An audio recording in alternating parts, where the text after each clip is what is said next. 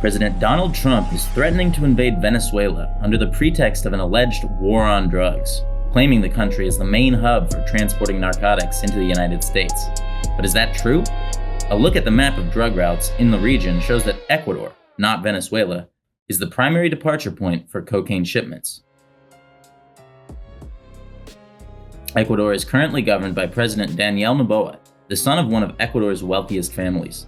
Noboa was born in Miami and was one of the Trump administration's favorite Latin American leaders. Since Trump initiated his show of force against Venezuela in September, Noboa has played host to Secretary of State Marco Rubio and Department of Homeland Security Secretary Kristi Noem, who hope to showcase their supposed anti-drug efforts and promote Noboa as a bulwark against socialism in the Western Hemisphere. The reality behind the spectacle of Trump's support for Noboa is scarcely understood and little discussed by US media. In our latest investigation into the sordid politics of Noboa's Ecuador, we spoke with Andres Durán, an Ecuadorian journalist now living in exile due to threats on his life. Durán first revealed that a company owned by President Daniel Noboa, named Noboa Trading, was linked to cocaine shipments sent to Europe. More recently, he exposed the seizure of 193 kilos of cocaine on San Luis, a farm owned by the Noboa Group, as well as links between members of the Ecuadorian Army's top brass and illegal mining operations. While mainstream media outlets dismiss the large quantities of cocaine seized as mere contaminated shipments, Durán directly accuses Ecuador's president of overseeing an international narco-trafficking operation. There is widespread ignorance about the roots of Ecuador's security crisis and extreme violence. What we're experiencing is not random. It stems from deliberate political decisions. These decisions, visible in public policy and in the complicity of those governing the country, intersect with an international cocaine trafficking network. We have presented multiple indications and pieces of evidence supporting the thesis that this network has enabled the expansion of Ecuador's criminal economy, now effectively ruling national territory and headed by the president. But this economy doesn't rely on just a few leaders.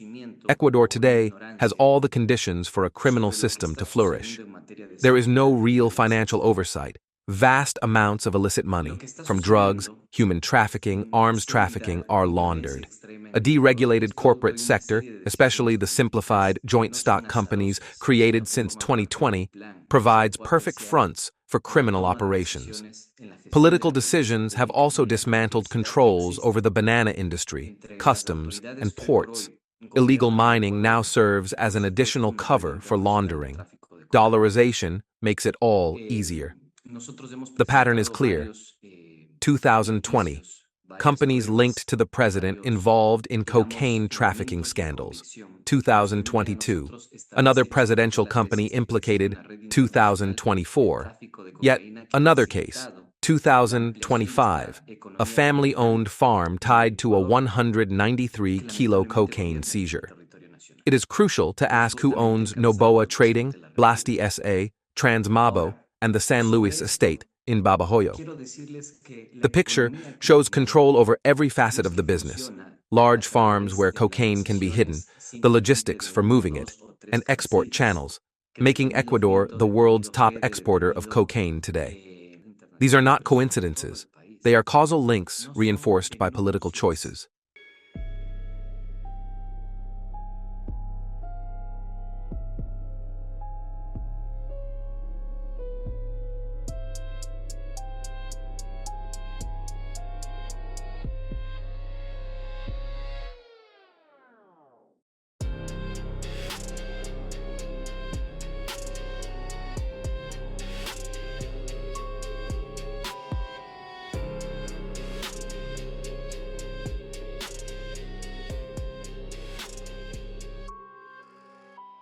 President Daniel Noboa even stripped funding from the National Police's Ports and Airports Intelligence Unit, leaving it with just $7,500 by July 2024.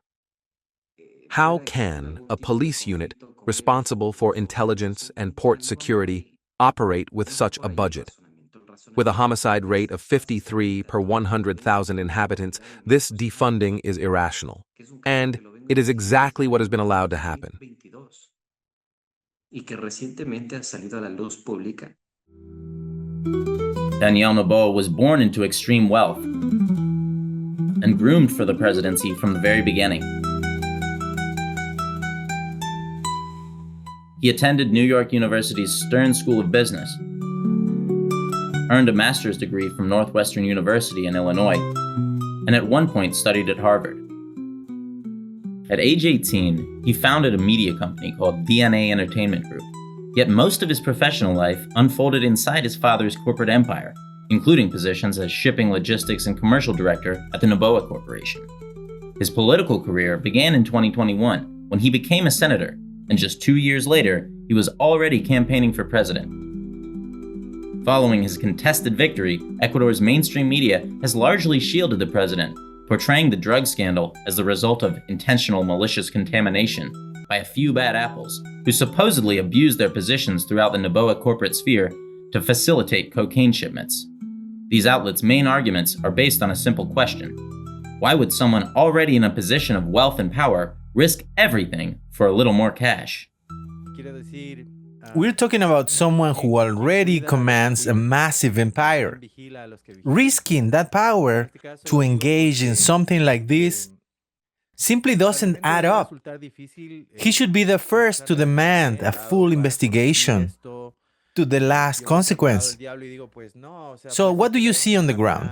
Has the government taken any concrete steps to address this? Have they tightened up control? Or the opposite happened?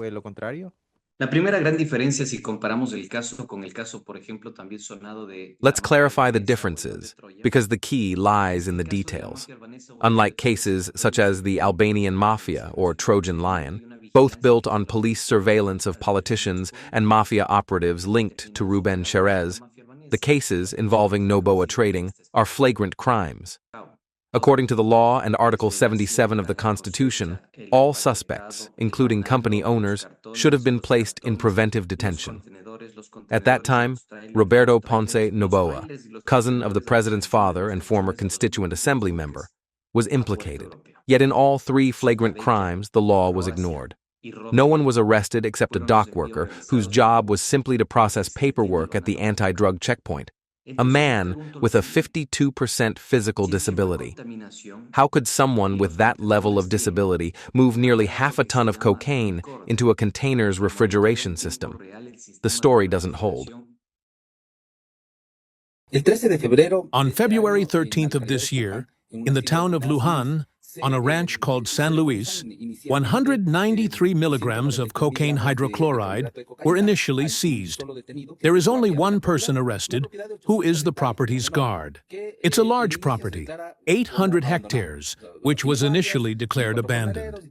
It supposedly had no guards, only 4 day laborers, and an administrator. But if it's abandoned, how does it have an administrator? Exactly. So that's the first point of suspicion.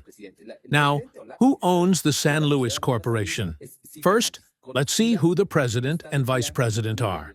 The president of the San Luis Corporation is Silka Sanchez, a well-known activist and very close to the Noboa-owned family.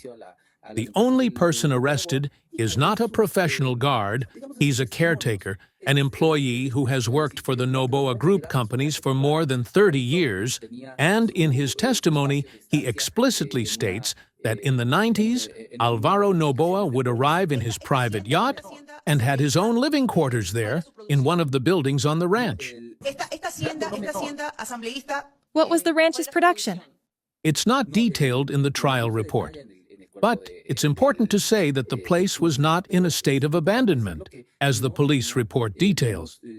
Besides the assigned personnel, it received frequent visits from Noboa Group personnel in armored cars, and there was a safe conduct pass for a person known as El Colorado.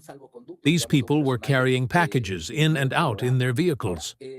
The drugs were located in an area 2 kilometers from the entrance gate. Therefore, the case against Tito M. was dismissed. He was, obviously, the smallest link in the chain. But the most outrageous thing is that the investigation was closed, and they were told, "Go home. There's nothing more to see here." According to information from the Superintendency of Companies and the financial flows of the company in charge, there is no visible ownership by the Noboa family.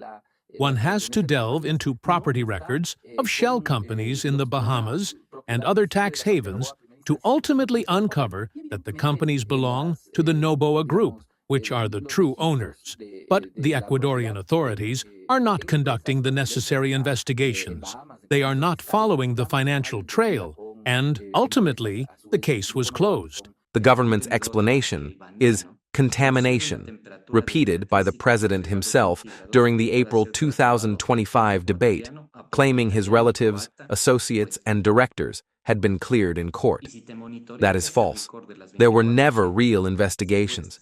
If contamination occurred, Noboa Trading, controlling the entire operation, would have documented it. So where are its records, its good manufacturing practice logs? Where is the report, and against whom was it filed?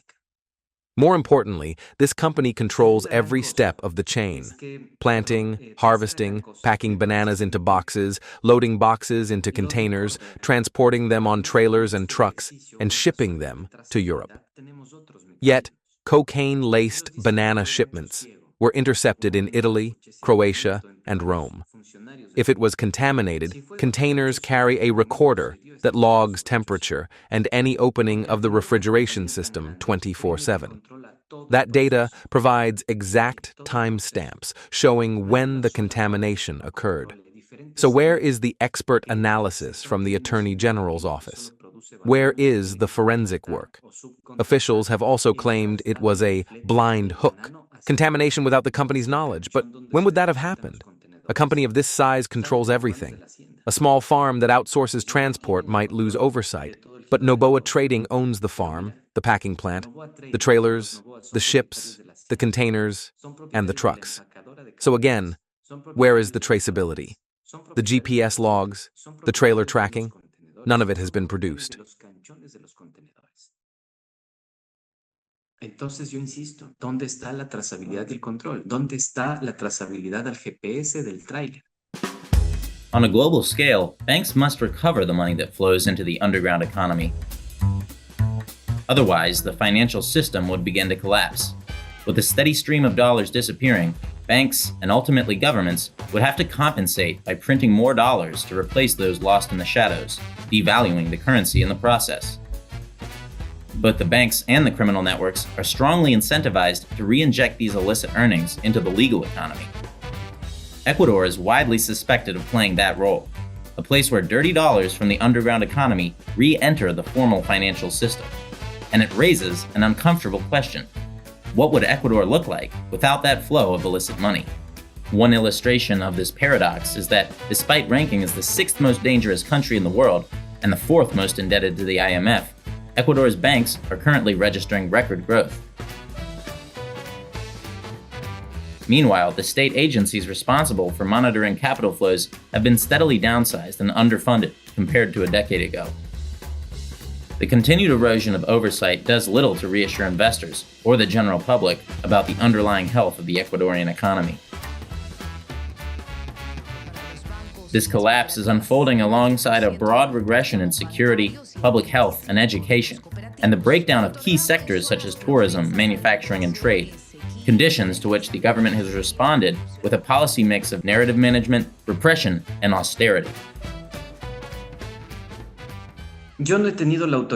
I recently spoke with a colleague, a friend whose name I can't share, who told me something alarming. There isn't a single politician in Ecuador who truly understands the criminal economy. ACLAC, in a conference published around September, described Latin America's dilemma: the coexistence of the formal, informal, and criminal economies. In Ecuador, the criminal economy has an especially strong presence. My source told me he has developed a mathematical model estimating how much of Ecuador's GDP depends on criminal activity. The result? 18 to 22%, roughly $18 to $22 billion. And here's more. If the prosecutor's office wanted to investigate Noboa Trading and the Noboa Group, it could. The irregularities are everywhere. This is not personal hostility toward the president. I don't even know him. It's simply the facts. Noboa Trading, Ecuador's third-largest banana exporter and one of the world's biggest, billed nearly $290 million in 2023 and paid zero income tax. I presented the financial report myself, signed in the handwriting of Roberto Ponce Noboa.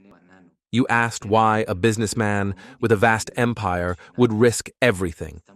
In the contaminated shipments, the containers weren't even full. The volume of bananas wasn't commercially meaningful. This raises a serious question for the justice system. Given falling commodity prices, is banana export still profitable enough? Cocaine export, by contrast, is far more lucrative. This isn't mere speculation.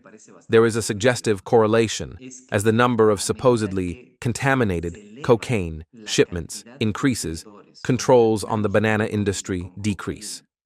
Port and farm inspections were dismantled and shipping plans made easier. And it's no coincidence. Those authorizing and facilitating this include the brother of the current Minister of Energy, Bernardo Manzano, who until recently was president and manager of companies in the Noboa Group.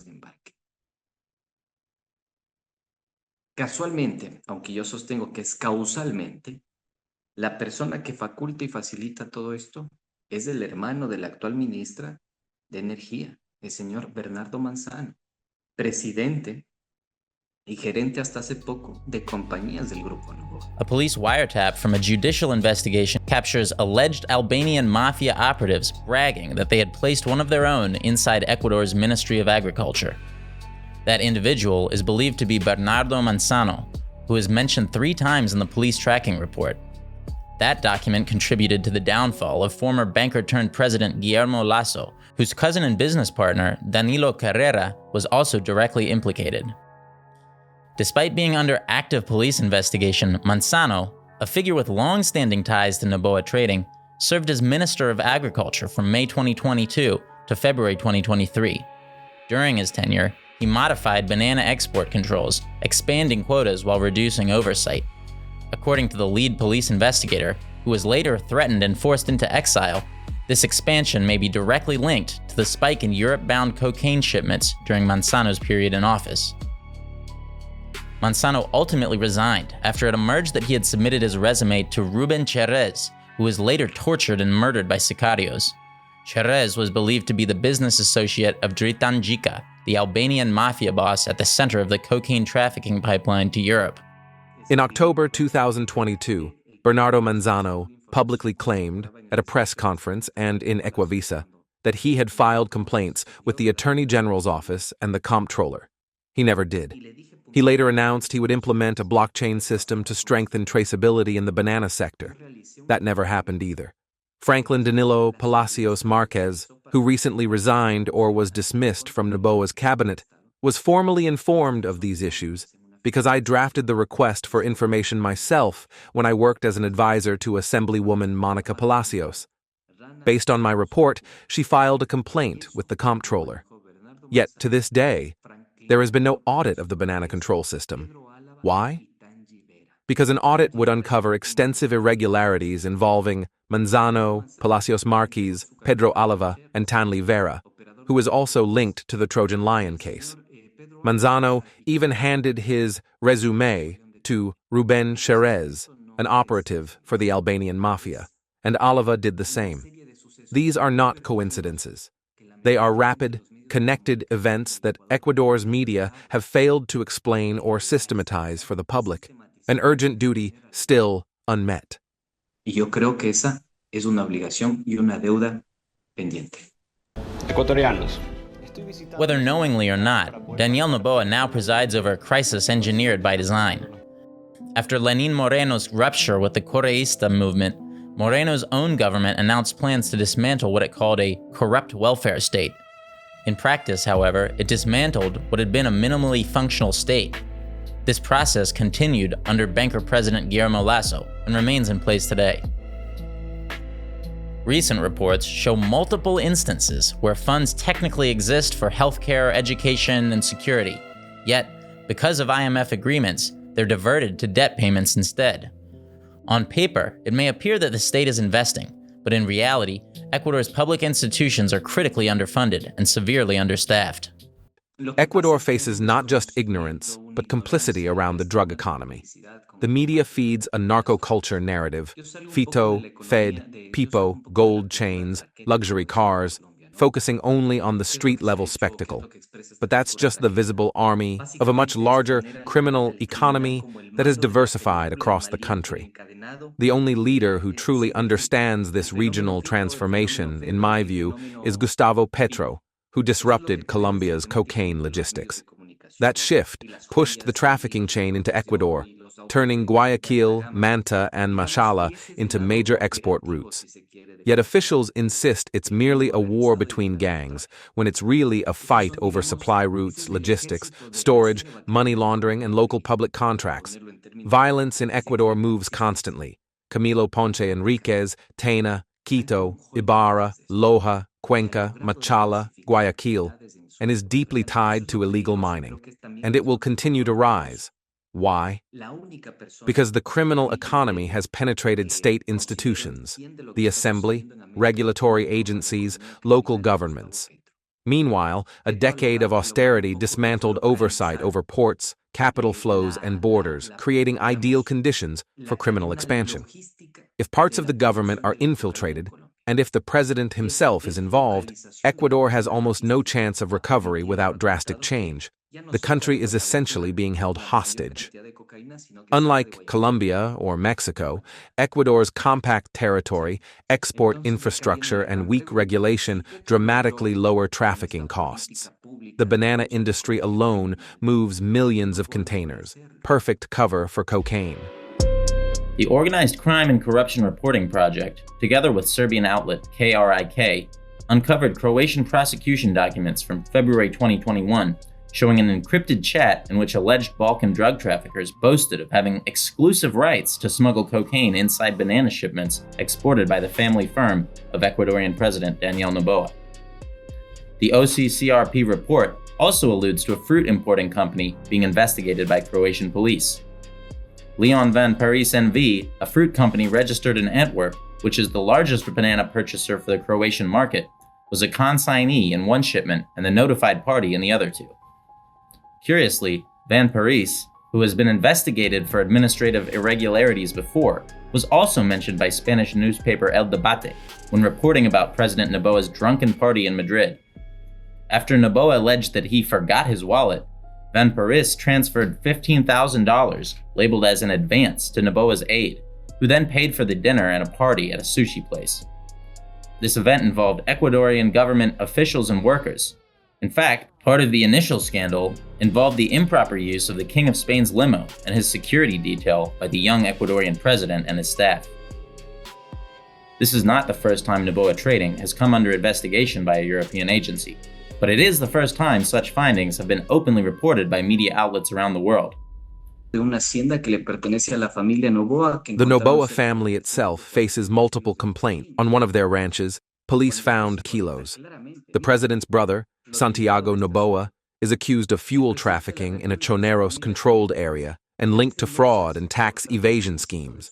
These facts alone should have triggered action from the Attorney General's office. At the same time, legislators maintain close ties with criminal groups. One assembly member in Santo Domingo is literally being protected by a criminal band. Illegal mining networks involve high-ranking military officers, including members of the presidential military household. A convicted murderer, Gallo Lara, was even appointed governor of Los Rios. These aren't coincidences. They reflect a public policy environment enabling criminal expansion. If the next government, possibly emerging from a recall, doesn't purge the police and armed forces, there will be no way to confront organized crime. ADN itself functions as a criminal structure. Remove Daniel Noboa from the picture and examine the caucus. Assembly members fixing debts with the Social Security Institute, trading favors, securing jobs for relatives, and receiving campaign support from mayors tied to organized crime, particularly in Guayas, El Oro, and Los Rios. Unless Ecuador reverses this trend, the country will be forced to live with bullets, organized crime, and extrajudicial killings used to distract the public while illicit networks consolidate power. digamos, o cometiendo actos ilícitos y por fuera de la ley. Whether Durán is correct in arguing that the network is led from the top, or whether local mainstream media are right in portraying this as a case of narcos hiding their products and infiltrating operatives within companies linked to the president's family, one conclusion is unavoidable. Despite a declared war on criminal gangs, led by President Daniel Noboa, Ecuador stands as a dire warning of what a decade of austerity policies can do to a country. Not long ago, Ecuador ranked among the safest nations in the region and was considered highly effective in the fight against drug trafficking. Today, it reveals a hard lesson. Sustained investment in government and society is far more effective at containing crime than deploying the army into the streets to prop up a state from which large segments of the population no longer benefit and no longer trust. Today, the Ecuadorian government is closer to the administration in Washington than at any point in nearly 20 years. The president is an American citizen himself, and like Trump, he owes his billionaire status to nepotism and a steady erosion of financial regulation. Trump claims to be fighting drugs like never before, launching dozens of strikes on fishing boats in the Pacific and Caribbean. Yet his administration has embraced yet another shady figure. The question remains, is this dark alliance an accident or by design?